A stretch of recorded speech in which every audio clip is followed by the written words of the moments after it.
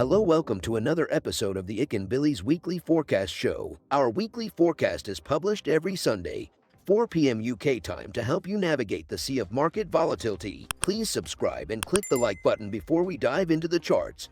Hey people, I've got something good to share with you guys. Ecom has launched a prop trading service and we are now looking for talented traders to fund. You can trade Forex, crypto indices, and metals with the accounts using the MetaTrader 4 application. We have the friendliest evaluation criteria in the industry that sets you up for success. All you just need to make 10% on your account in 60 days and make sure that your trade sizes are consistent and within a reasonable risk parameter. Most prop trading firms split up their evaluation into two 30-day phases and require a 10% profit made on each of those phases. In my opinion, that sets up traders for failure and forces them to take unnecessary risks on the account. Furthermore, we allow you to earn from the get-go. Yes, we reward you for good trading even during your evaluation phase. So wait no longer. Go ahead and sign up for an account at ecombilis.capital. We're now giving out free challenges for a limited time only. Please join our Discord channel to say hi and find out more. Now let's next talk about the dollar yen. Yeah, so for the dollar yen, pretty much the Bank of Japan has been fairly slow in their response. They're not really doing anything. Whatever I predicted last week didn't really play out. And I think for the coming week, the ideal strategy is to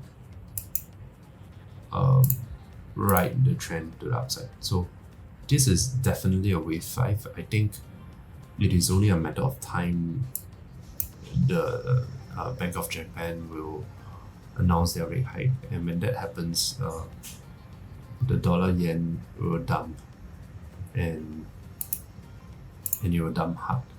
But before that happens, or before there's any indication that they might do so, I think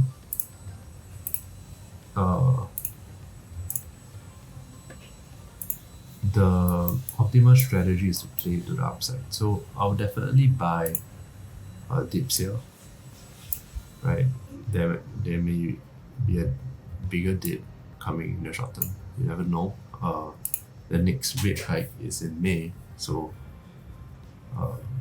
from now till April, we may see a correction of this uptick and then more upside. So yeah, if you are in this trade, I think you can take some profits. I think it's fine. There's not much up, not much left to the top, right? So if you're already in the green, taking a long from here or here, there's actually, I would say, equal downside risk if you think that the next point where there is support is here, right? Which I think there will be. And if you haven't and you like to go in, you can take a scalping trade,